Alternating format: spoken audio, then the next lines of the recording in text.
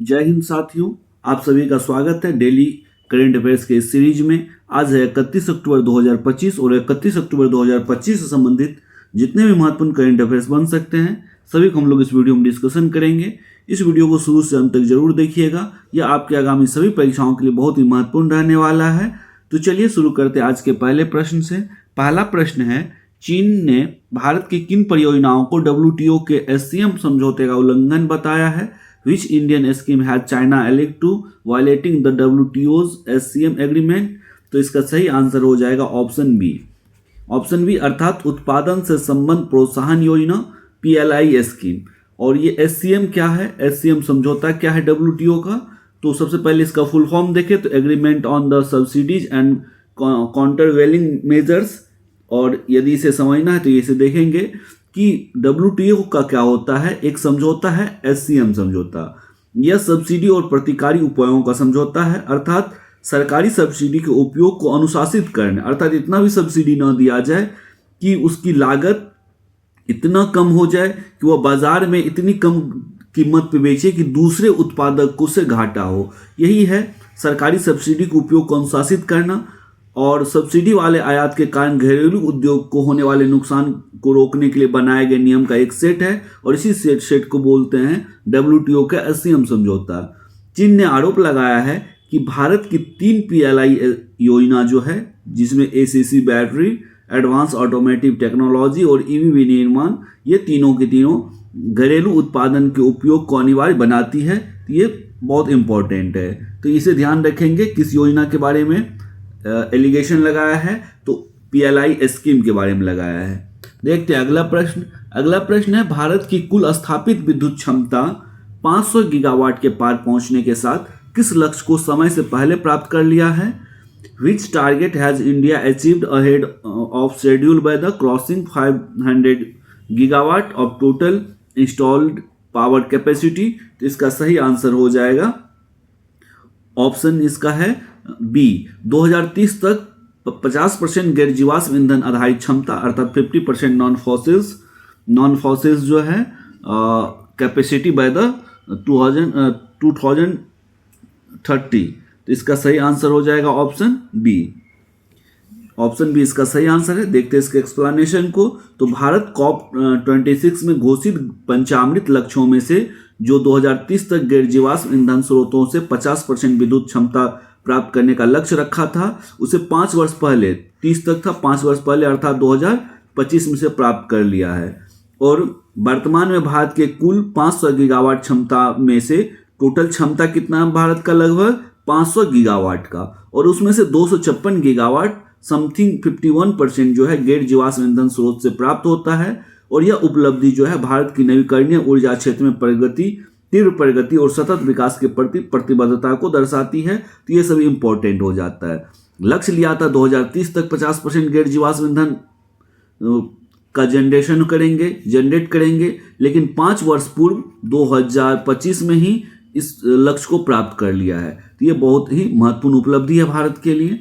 देखते हैं अगला प्रश्न। अगला प्रश्न है, हाल ही में पुरातत्वविदों ने दिलमुन सभ्यता का 4000 वर्ष पुराना मंदिर कहाँ खोजा है? Archaeologists have recently discovered 4000-year-old temple of the Dilmun civilization in which country?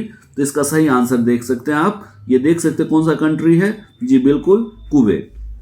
सही आंसर कुवैत। ऑप्शन बी इसका सही आंसर है। और यह जो खोज है कुवैत के उत्तर में की गई है। और ये कुवैत का उत्तरी भाग जो है, इस उत्तरी भाग में इसकी खोज की गई है।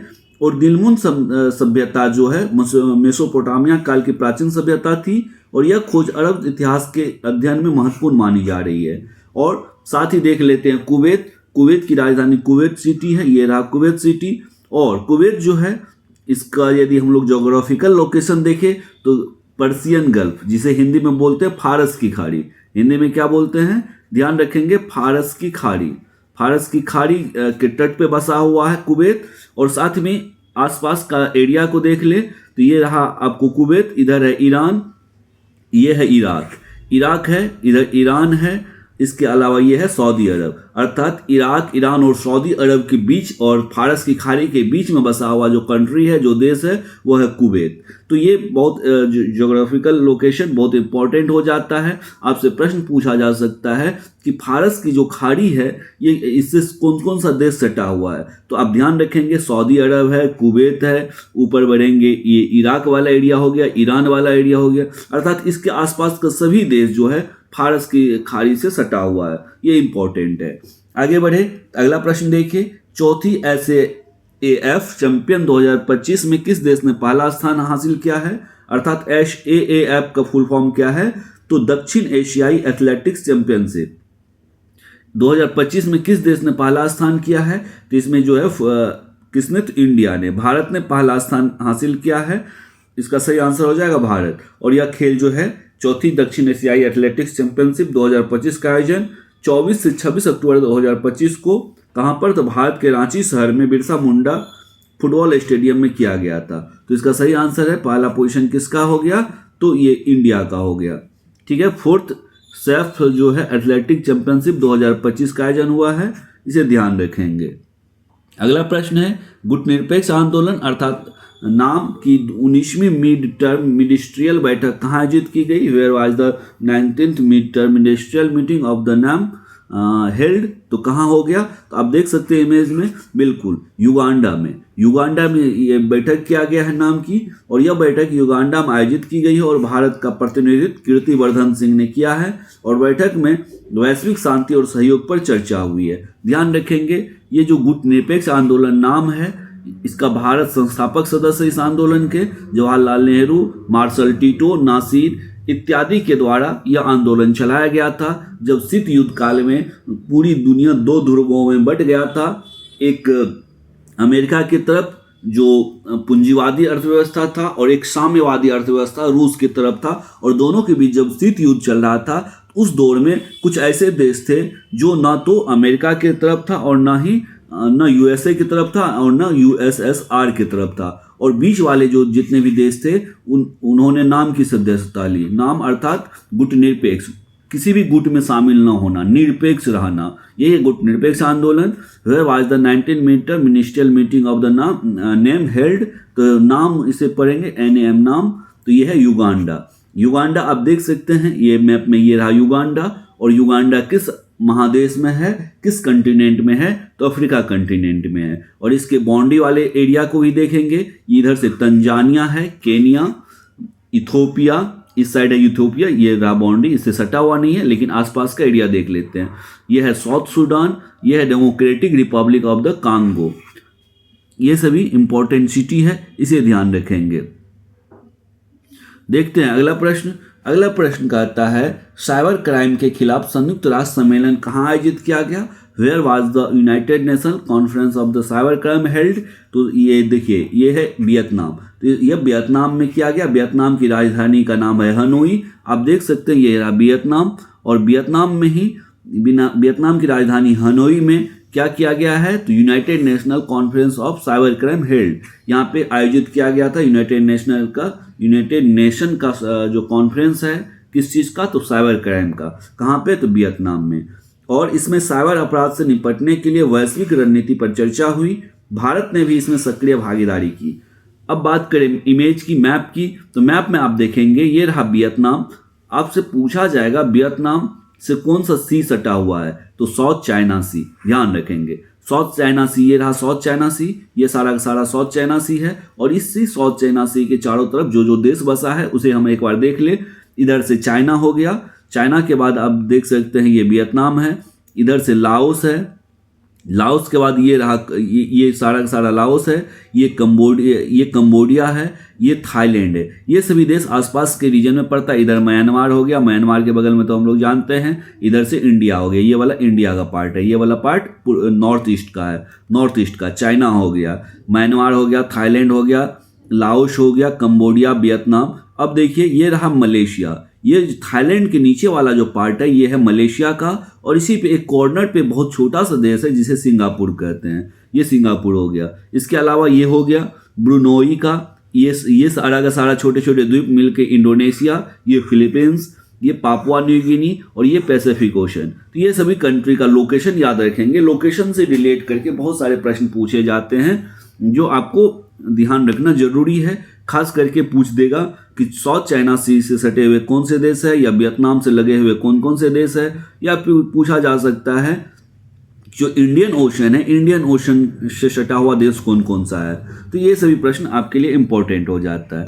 देखते हैं अगला प्रश्न। अगला प्रश्न कहता है राफेल लड़ाकू विमान उड़ान भरने वाली पहली द्रौपदी मुर्मू भारत की कौन सी राष्ट्रपति बन गई है। तो ये जो लड़ाकू विमान है राफेल को उड़ाने वाले के क्रम में पूछ रहा है, ये किस क्रम की महिला राष्ट्रपति बनी है, पहली है, 15वीं है, 14वीं है, 13वीं है। तो बात करें राफेल लड़ाकू विमान का, इसे उड़ाने वाली जो भारत की राष्ट्रपति है द्रौपदी मुर्मू, इसका क्रम जो है पहला फर्स्ट है। तो द्रौपदी मुर्मू राफेल उड़ान भरने वाली पहली भारतीय राष्ट्रपति बनी है, इसे याद रखेंगे, इसका पोजीशन है फर्स्ट। और द्रौपदी मुर्मू राफेल में उड़ान भरने वाली भारत की पहली राष्ट्रपति बनी है और यह घटना महिला सशक्तिकरण का प्रतीक है और उन्होंने यह उड़ान भारतीय वायुसेना के पायलटों के साथ भरी थी। और इससे पूर्व जो महिला राष्ट्रपति थी प्रतिभा देवी सिंह पाटिल, तो उन्होंने भी इस तरह के एक कार्यक्रम में हिस्सा लिया था। तो उसे आप कमेंट बॉक्स में बताइए वो कौन सा कार्यक्रम था। प्रतिभा देवी सिंह पाटिल, प्रतिभा देवी सिंह पाटिल जो है इससे पूर्व भारत की महिला राष्ट्रपति रही थी और उन्होंने एक वायुयान को उड़ाया था, एक लड़ाकू विमान को उड़ाया था और जिसका नाम, मुझे उम्मीद है कि आप लोगों ने अभी तक कमेंट बॉक्स में दे दिया होगा आंसर, बिल्कुल सुखोई नाम था। क्या था विमान का नाम? सुखोई। अब यह जो है राफेल उड़ाने वाली पहली महिला राष्ट्रपति बन गई है द्रौपदी मुर्मू। देखते हैं अगले प्रश्न को। अगला प्रश्न कहता है अमेरिकी राष्ट्रपति डोनाल्ड ट्रंप को किस देश ने ग्रैंड ऑर्डर ऑफ मुगुनगवा से सम्मानित किया? Which country has honoured Donald Trump with the grand order of the Mugunghwa? ये जो सम्मान है यह किस देश के द्वारा दिया किसे दिया गया? तो ये डोनाल्ड ट्रंप को दिया गया। किस देश ने दिया है? तो इसे ध्यान रखेंगे, इसे दक्षिण कोरिया ने दिया है। यहाँ इमेज गलत सेट हो गया, ये चीन के राष्ट्रपति का ये यहाँ पे इमेज आ गया, चीन के राष्ट्रपति, चीन के द्वारा नहीं दिया गया, ये दक्षिण कोरिया के द्वारा दिया गया है। और यह सम्मान अपने सर्वोच्च नागरिक पुरस्कार के रूप में दिया गया और यह पुरस्कार कोरिया अमेरिका संबंधों के योगदान के लिए प्रदान किया गया और यह दक्षिण कोरिया के सर्वोच्च मानवीय उपाधि मानी जाती है। तो इसे ध्यान रखेंगे। अगले प्रश्न को देखें तो भारत के गणतंत्र दिवस 2026 में ये जो उर्सुला वान डेर लेयन के साथ अन्य किस मुख्य अतिथि को आमंत्रित किया गया? तो अब जो 26 जनवरी 2026 में जब हम लोग का गणतंत्र दिवस मनाया जाएगा, उस गणतंत्र दिवस पे 2 व्यक्ति को अतिथि के रूप में आमंत्रित किया गया। और जब भी अतिथि के रूप में, गेस्ट के रूप में, चीफ गेस्ट के रूप में आमंत्रित किया जाता है किसी दूसरे देश के राष्ट्राध्यक्ष को, तो ये परीक्षाओं की दृष्टि से बहुत इंपॉर्टेंट हो जाता है। इसे ध्यान रखेंगे, आपके आगामी सभी परीक्षाओं के लिए बहुत महत्वपूर्ण रहने वाला है। तो आप इमेज देख करके अभी तक अनुमान लगा लिए होंगे कि ये दोनों कौन है। बिल्कुल, Ursula van der Leyen first person है और सेकंड पर्सन है एंटोनियो कोस्टा। ये 2026 के गणतंत्र दिवस समारोह के मुख्य अतिथि होंगे। बिल्कुल, तो आपने पहला प्रश्न में ही उर्सुला वान डेर लेयन का जिक्र कर दिया गया है। अब आपको ऑप्शन में से एक को चुनना था। इसका सही ऑप्शन है ऑप्शन बी, एंटोनियो कोस्टा। साथ में आप देख लीजिए, ये जो एंटोनियो कोस्टा है ये पुर्तगाल के प्रधानमंत्री है और यूरोपीय आयोग के अध्यक्ष जो है उर्सुला वान डेर लेयन है। ये है उर्सुला वान डेर लेयन। ये क्या है? तो ये यूरोपीय आयोग के अध्यक्ष है। ध्यान रखेंगे, यूरोपीय आयोग के अध्यक्ष है। यूरोपीय आयोग की अध्यक्ष है, प्रेसिडेंट है, जिनका नाम है उर्सुला वान डेर लेयन। और ये है पुर्तगाल के प्रधानमंत्री, नाम है एंटोनियो कोस्टा। तो दोनों को आमंत्रित किया गया है, एंटोनियो कोस्टा और उर्सुला वान डेर लेयन को। ये ध्यान रखेंगे और यह भारत और यूरोप के संबंधों को और मजबूत करेगा यह आमंत्रण। अगला प्रश्न देखिए। अगला प्रश्न कहता है कैबिनेट द्वारा 8वें वेतन आयोग का अध्यक्ष किसे नियुक्त किया गया? तो ये जो 8वां वेतन आयोग था, तो 8वें वेतन आयोग के द्वारा जो है ये अगला अध्यक्ष जो है ये नियुक्त किया गया है। आप इमेज देख के अंदाजा लगा सकते हैं, यह है रंजना प्रकाश देसाई को। रंजना प्रकाश देसाई भारत की पूर्व मुख्य न्यायाधीश रह चुकी हैं और यह इससे पहले भी करंट अफेयर्स में आ चुकी हैं। किस मामले में? तो आप जानते हैं कि जो समान नागरिक संहिता सबसे पहले किस राज्य में लगा हुआ था? गोवा में लगा हुआ था। अब दूसरा कौन लगाने वाला समान नागरिक संहिता, कॉमन सिविल कोड, दूसरे किसने लगाया? तो उत्तराखंड ने। तो उत्तराखंड में जब लगा था तो उस उत्तराखंड में लगने से पहले ये जो रंजना प्रकाश देसाई है, पूर्व न्यायाधीश है, इनके अध्यक्षता में एक समिति गठित करके इन्हें लागू किया गया। तो यहाँ ये तो हो गया, ये अब कंप्लीट हो गया। वहाँ पे से कॉमन सिविल कोड लागू हो चुका है, समान नागरिक संहिता लागू हो चुका है उत्तराखंड में। अब इन्हें फिर से दोबारा दूसरा काम दिया गया, 8वें वेतन आयोग के अध्यक्ष नियुक्त किया गया है। और ये कौन है? तो रंजना प्रकाश देसाई है और 8वें वेतन आयोग के अध्यक्ष के रूप में नियुक्त किया गया है। और यह आयोग केंद्रीय कर्मचारियों के वेतन और भत्तों की समीक्षा करेगा। इसे ध्यान रखेंगे, बहुत इंपॉर्टेंट क्वेश्चन हो जाता है आपके परीक्षाओं की दृष्टि से। अगला प्रश्न देखें तो हाल ही में किसे क्रिकेट में सेवाओं के लिए नाइटहुड से सम्मानित किया गया? Who has recently been knighthood for the service to cricket. देखिए यहाँ थोड़ा सा मिस्टेक हुआ है लिखने में, इंग्लिश वाले में, हिंदी में देखिएगा नाइटहुड है, नाइटहुड की उपाधि दी गई है। इसे किसे सम्मानित किया गया है? बिल्कुल सही आंसर आप पकड़ रहे हैं, आप इसे पहचान भी रहे हैं। यह है जेम्स एंडरसन को, जो इंग्लैंड के महान तेज गेंदबाज हैं, उन्हें क्रिकेट में उनके अद्वितीय योगदान के लिए नाइटहुड की उपाधि दी गई है। इनकी घोषणा तो लगभग 4 से 5 महीना पहले कर दी गई थी, लेकिन अब जाकर के इन्हें दी गई है। और ये टेस्ट क्रिकेट में 700 से अधिक विकेट लेने वाले पहले इंग्लिश गेंदबाज है। और ये है क्या? James Anderson. बहुत इंपॉर्टेंट क्वेश्चन है। अगला क्वेश्चन देखें, कल्याण सिंह नगर नामक 76वां जिला किस राज्य में बनाया जाएगा? तो आप इसे इस अनुमान से भी बना सकते हैं कि ऐसा कौन सा राज्य है जहां अभी तक 75 जिला है। बिल्कुल सही है, उत्तर प्रदेश। उत्तर प्रदेश एकमात्र ऐसा जिला है जहां अभी वर्तमान में 75 जिले हैं। तो 76वां जिला कहां बनेगा? उत्तर प्रदेश। ऑप्शन बी सही आंसर है। उत्तर प्रदेश सरकार ने कल्याण सिंह की स्मृति में, जो कल्याण सिंह उत्तर प्रदेश के पूर्व मुख्यमंत्री रह चुके हैं, उनकी स्मृति में अब नए जिले की घोषणा की गई है। और यह राज्य का 76वां जिला होगा और इसका उद्देश्य क्षेत्रीय प्रशासन को अधिक प्रभावी बनाना है। इसे ध्यान रखेंगे। इसका सही आंसर है उत्तर प्रदेश। अगला प्रश्न है, सुजीत कलकल ने अंडर 23 विश्व कुश्ती चैंपियनशिप में कौन सा पदक जीता? तो सुजीत कलकल, ये देखिए सुजीत कलकल जो है अंडर 23 में विश्व कुश्ती चैंपियनशिप में एक पदक जीता। सुजीत कलकल one which medal in the under 23 world wrestling championship? इसका सही आंसर है स्वर्ण पदक। तो सुजीत जो कलकल है, इन्होंने शानदार प्रदर्शन करते हुए स्वर्ण पदक जीता है और उन्होंने अपने प्रतिद्वंदियों को पराजित कर भारत को गौरवान्वित किया है। और यह जीत भारतीय कुश्ती के लिए ऐतिहासिक उपलब्धि मानी जा रही है। इसे ध्यान रखेंगे, यह है सुजीत कलकल ने इतिहास रचा है। ध्यान रखेंगे किस पदक को जीता है? तो गोल्ड मेडल को जो जीता है, गोल्ड मेडल। अगला प्रश्न देखते हैं, तो भारत के सबसे भारी कम्युनिकेशन सैटेलाइट CMS-03 को कहां से लॉन्च किया जाएगा? From where will India's heaviest communication satellite CMS-03 be launched? बिल्कुल इसका सही आंसर है श्रीहरिकोटा से प्रक्षेपित किया जाएगा। ऑप्शन बी इसका सही आंसर है श्रीहरिकोटा। ये देख सकते हैं, यही है CMS-03। और CMS-03 जो है इंडिया के अभी तक का सबसे हैवीएस्ट कम्युनिकेशन सैटेलाइट है। सॉरी दोस्तों, यह उपग्रह भारत के इंटरनेट और दूर संचार क्षमता को बढ़ाएगा और इसका उद्देश्य ग्रामीण और दूरस्थ क्षेत्रों में बेहतर संचार सेवाएं प्रदान करना है। इसे ध्यान रखेंगे। दोस्तों, इस तरह से हम लोगों ने बहुत महत्वपूर्ण करंट अफेयर्स की सीरीज में से बहुत महत्वपूर्ण करंट अफेयर्स को कवर किया है। यह आपके आगामी सभी परीक्षाओं के लिए बहुत ही महत्वपूर्ण रहने वाला है। साथ ही दोस्तों,